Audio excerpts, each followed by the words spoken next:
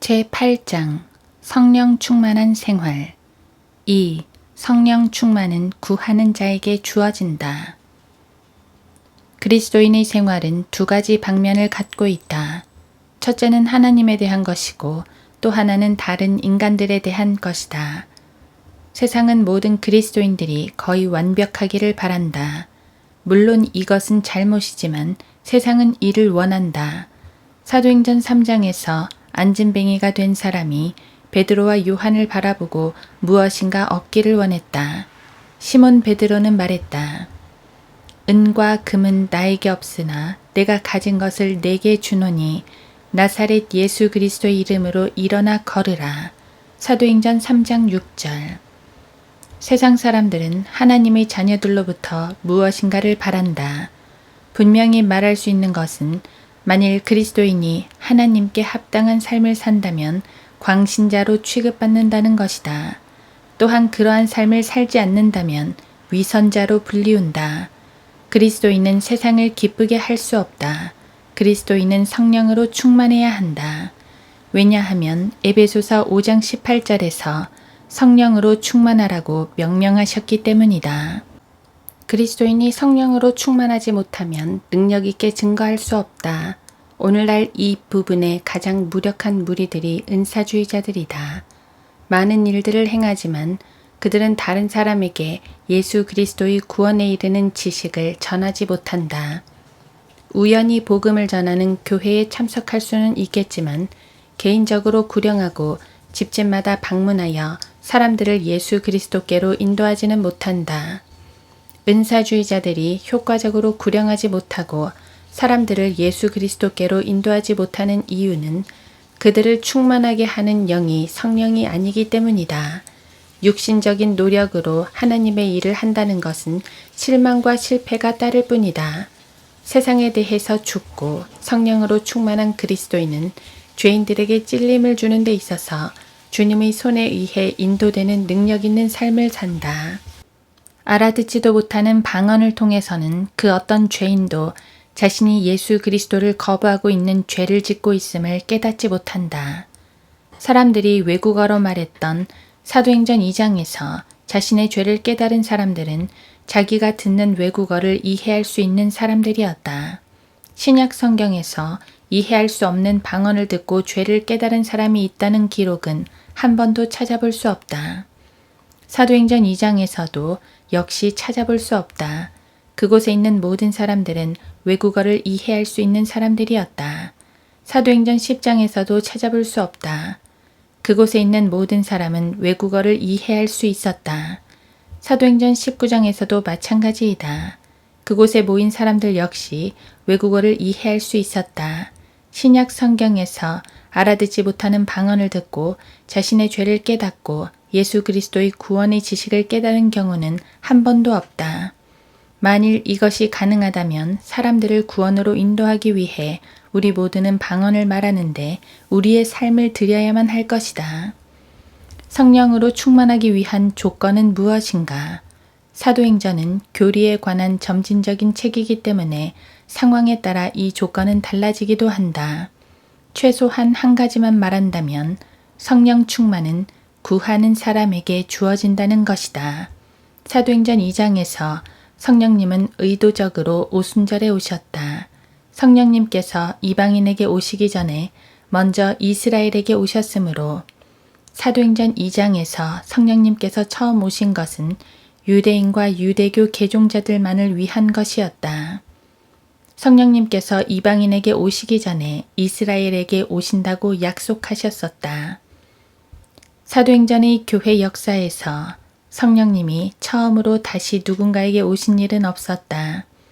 성령님께서 그 다음 오신 것은 사도행전 10장이었으며 그때는 이방인에게 오셨고 이것이 성령님께서 두 번째로 오신 것이다.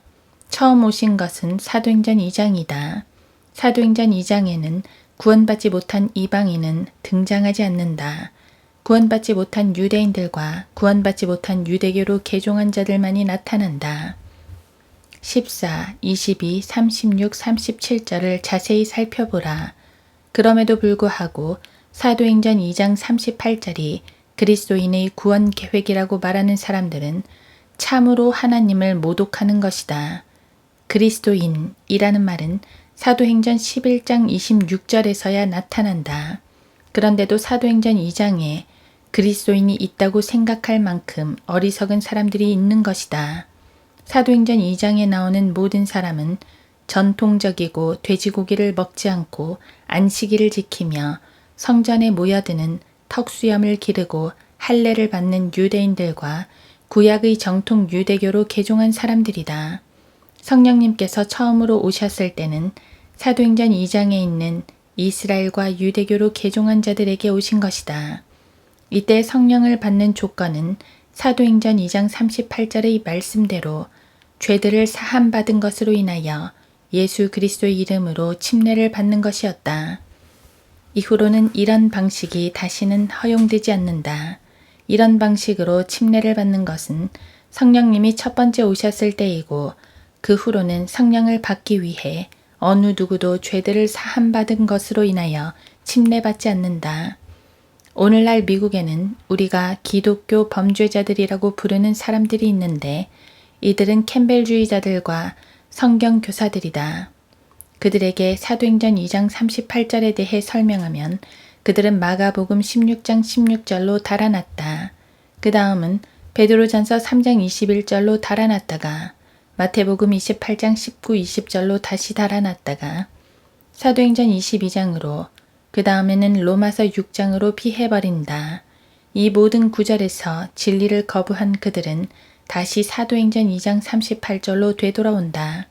이것을 우리는 순환 논리라고 부른다.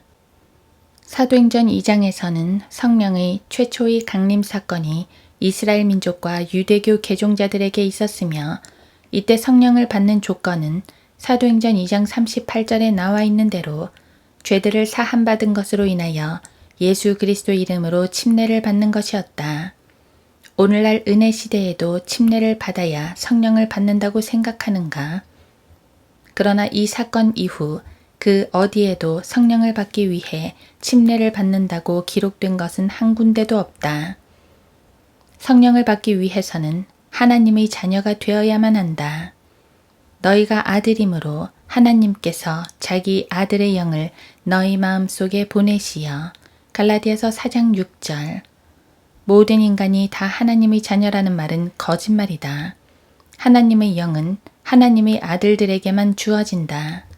그러나 누구든지 그를 영접한 사람들에게는 하나님의 아들들이 되는 권세를 주셨으니 요한복음 1장 12절. 바울은 갈라디아서 4장 6절에서 아들이기 때문에 하나님의 아들의 영을 주신다고 말했다. 성령님을 원한다면 성령님을 구해야 한다. 누구든지 목마르거든 내게로 와서 마시라. 요한복음 7장 37절. 이는 내가 목마른 자에게 물을 부을 것이며 마른 땅에 넘쳐 흐르게 할 것임이라. 내가 내 씨에게는 내 영을 내 후손에게는 내 복을 부으리라. 이사야 44장 3절. 아, 너희 목마른 자들은 누구든지 물들로 나아오라. 돈 없는 자도 오라. 너희는 와서 사 먹으라. 정령 와서 돈 없이 값 없이 포도주와 젖을 사라. 이사야 55장 1절. 성령을 원하는 사람은 와서 믿음으로 구해야 한다. 그리스도께서 우리를 위하여 저주가 되셔서 율법의 저주로부터 우리를 구속하셨으니 기록되기를 나무에 매달린 자는 누구나 저주받은 자라고 하였도다. 이는 아브라함의 복이 예수 그리스도로 말미암아 이방인들에게 미치게 아니며 또 우리로 하여금 믿음으로 말미암아 성령의 약속을 받게 하려는 것이라. 갈라디아서 3장 13, 14절. 오순절 이래로 성령님은 믿음에 의하여 주어진다. 그 어디에 살고 있는 그 어떤 이방인도 사도행전 2장 38절에 의한 침례를 받음으로 성령을 받지 않는다.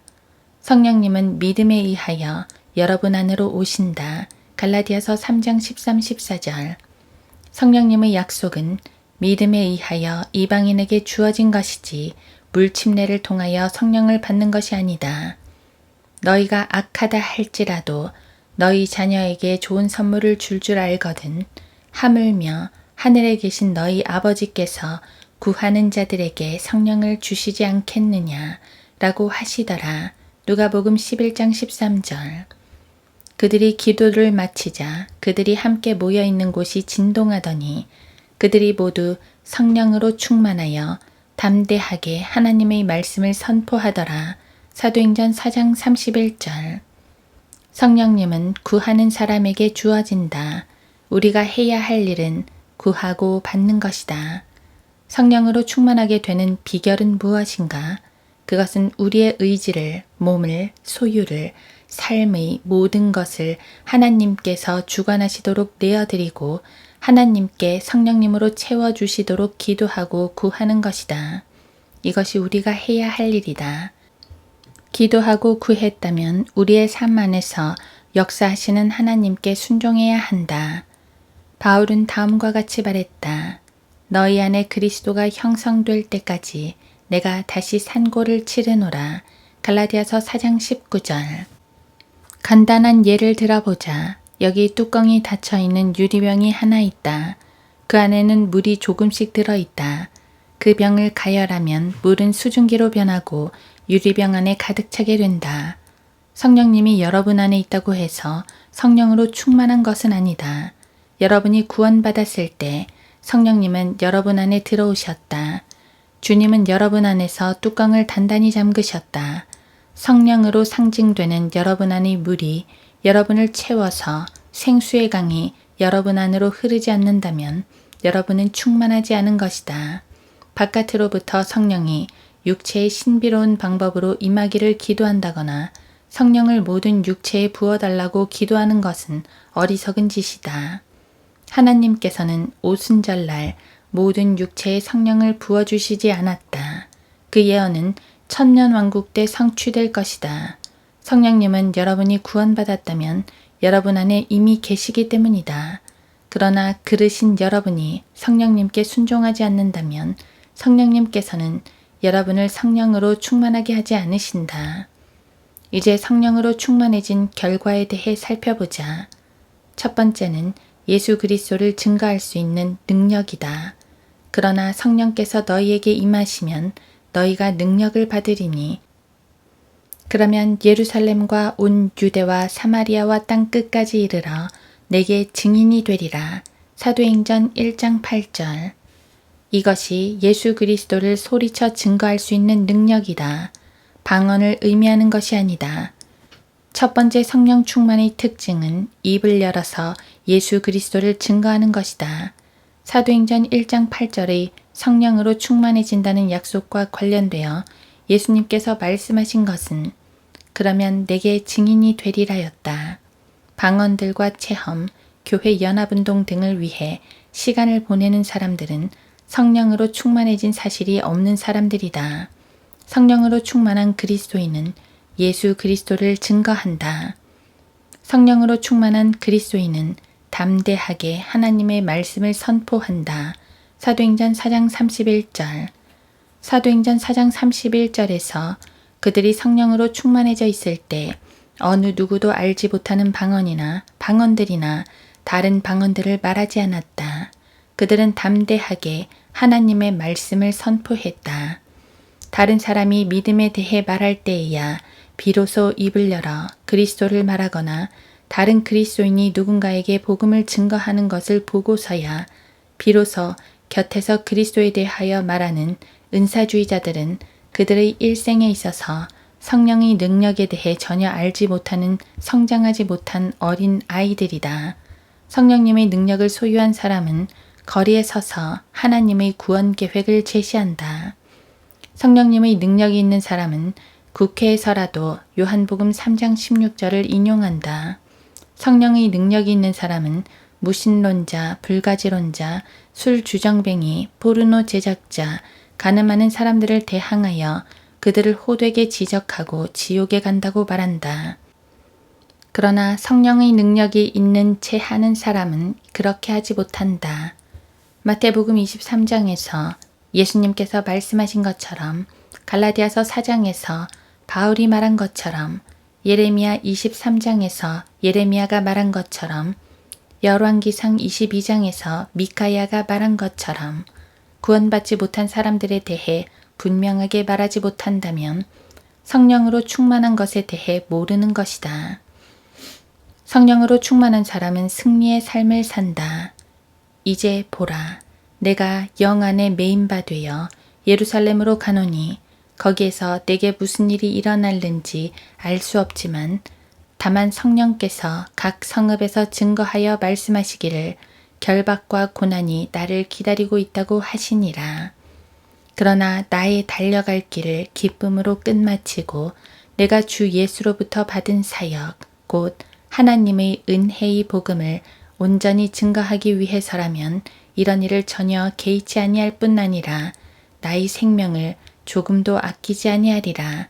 사도행전 20장 22에서 24절. 주님은 성령님의 사역을 통하여 큰 영광을 받으신다. 그분이 나를 영화롭게 하시리니 이는 그분이 내 것을 받아서 너희에게 알려주실 것임이라. 요한복음 16장 14절.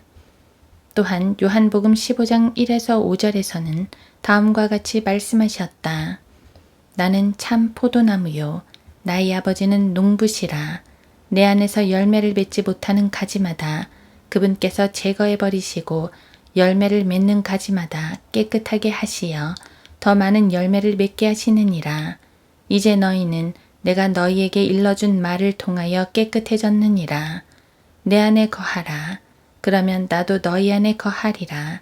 가지가 포도나무에 붙어 있지 아니하면 그 자체로는 열매를 맺을 수 없듯이 너희도 내 안에 거하지 아니하면 역시 그렇게 되리라.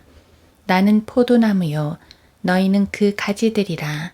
그가 내 안에 내가 그 안에 거하면 그 사람은 많은 열매를 맺느니라. 이는 나를 떠나서는 너희가 아무것도 할 수 없기 때문이라. 여러분이 열매를 많이 맺는다면 하나님 아버지께서는 영광을 받으신다. 성령으로 충만한 삶의 결과는 그리스도인에게 기쁨이 있다는 것이다. 성경을 즐거워할 것이고 구원을 즐길 것이며 하늘나라와 하나님을 즐거워할 것이다. 그리스도인은 사랑할 것이다. 그는 하나님을 사랑한다. 단지 좋게 여기는 정도가 아니다. 하나님의 말씀을 사랑한다.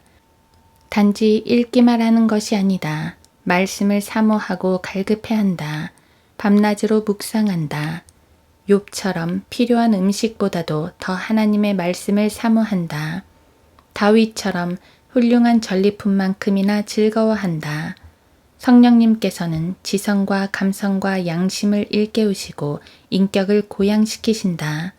구원받은 후 그리스도인을 변화시켜 새 사람이 되게 하고 얼굴 표정을 변화시키며 운명을 변화시키고 단점을 고쳐주시며 섬길 수 있도록 무장시키시는 분이 성령님이시다.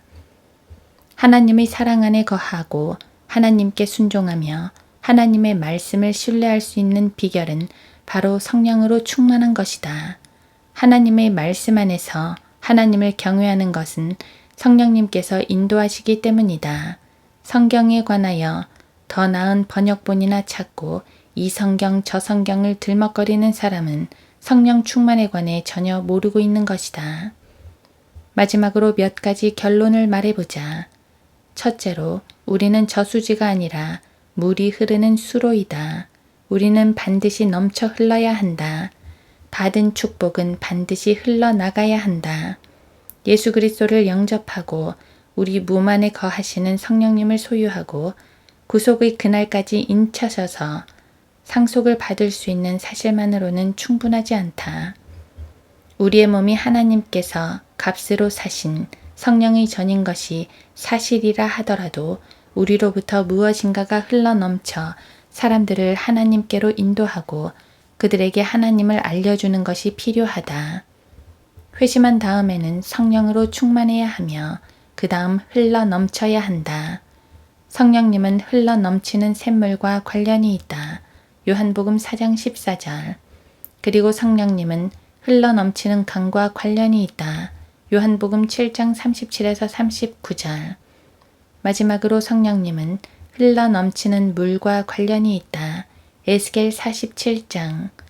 성령님은 성경 전체를 통하여 물과 연관이 있다. 만일 물이 하는 일을 안다면 성령님께서 하시는 일을 이해할 수 있을 것이다. 사람에게 공기 자체를 제외하고 가장 필요한 것은 물이다. 사람에게 생명을 주는 것은 호흡이다. 이 호흡은 영으로 불려진다. 창세기 2장 7절에서 하나님은 아담에게 호흡을 불어넣으셨다. 그의 콧구멍에다 생명의 호흡을 불어넣으시니 사람이 살아있는 혼이 되었더라. 영이 없는 몸이 죽은 것 같이. 야고보서 2장 26절. 육신의 생명을 가지고 있는 사람이 가장 필요로 하는 것은 공기이다. 두 번째로 그 생명을 지탱하기 위해서는 물이 필요하다. 몸의 85%는 물이다. 사람은 물 없이보다는 음식 없이 더 오래 견딘다. 구원받은 사람은 음식보다 먼저 성령이 필요하다. 너희는 먼저 하나님의 나라와 그분의 의를 구하라. 그리하면 이 모든 것을 너희에게 더해 주시리라. 그러므로 내일을 위하여 염려하지 말라. 내일 일은 내일 염려할 것이요. 그날의 재앙은 그날로 충분하니라. 마태복음 6장 33, 34절. 사람이 제일 먼저 필요로 하는 것은 하나님의 영이 그의 몸 안에 거하는 것이다. 그렇지 못하면 그는 죄와 허물로 죽어 있는 것이다. 육신으로 난 것은 육이요 또 성령으로 난 것은 영이니라. 거듭나지 않고는 성령이 거하시지 못한다. 거듭나지 못하여 성령이 거하시지 않으면 당신은 죄들 가운데서 죽을 것이다. 아무리 이 진리를 부인하고 거부하려 해도 소용이 없다. 사람에게 있어 공기 다음으로 필요한 것은 하나님의 성령이시다. 잠언 21장 4절은 악인의 쟁기질은 죄니라고 말씀하신다. 구원받지 못한 사람은 정당한 삶을 살지라도 그의 쟁기질은 매번 그로 하여금 하나님과 점점 더 멀어지게 만들 뿐이다. 당신 생각에는 올바른 삶이 어떻게 죄가 되느냐고 하겠지만 성령은 악인의 쟁기질은 죄니라고 말씀하신다. 쟁기질은 정당한 일이다. 그것은 술 취함과 음행과 달리 정당하고 합당한 일이다. 그런데 그 올바른 행동이 당신을 지옥으로 보내는 것이다. 당신은 어쩌면 이것을 인정하지 않으려고 할 것이다. 그것은 당신이 선행으로 구원받아 보려고 노력하기 때문이다. 어떤 사람들은 자기 가족을 열심히 부양하고 올바른 삶을 산 것으로 인해 하늘나라에 갈 수 있다고 착각하고 산다. 그러나 그리스도께서는 너희는 먼저 하나님의 나라와 그분의 의를 구하라고 말씀하셨다. 마태복음 6장 33절. 먼저 구해야 할 것은 구해야 한다. 인간이 제일 먼저 필요로 하는 것은 물이다. 물은 성경의 예표이다. 물은 깨끗하게 하는 물질이다. 그리스도는 이제 너희는 내가 너희에게 일러준 말을 통하여 깨끗해졌느니라고 말씀하신다. 고린도전서 6장 11절에도 성령께서는 성도들을 정결케 하시며 거룩케 하신다고 말한다. 물은 단지 깨끗하게 하고 정결케 하는 기능을 갖고 있을 뿐 아니라 이 세상에서 가장 파괴력이 커다란 물질이다. 엄청난 파도와 홍수를 본 사람이라면 이 사실을 이해할 것이다. 흐르는 물보다 더 파괴력이 강한 것은 아마 불 이외에는 이 세상에 없을 것이다. 성령께서는 물과 같은 능력을 갖고 계신다. 성령님은 정화시키시고 거룩하게 하시고 깨끗하게 하시지만 무엇보다도 영적 생활에 있어서 필요한 분이다. 성령님 없는 영적 생활은 없다. 성령님으로 다시 충만해지지 않은 채 주님을 위해 살 수 있는 그리스도인은 없다. 그리스도인 모두는 각자의 갑옷에 구멍이 하나 있다. 이곳으로 미량의 전압이 계속 흘러나가 전지의 전력은 계속 떨어진다. 그리스도인이 해야 하는 것은 지속적으로 날마다 기도의 제단에서 하나님의 말씀 안에서 재충전하는 것이다.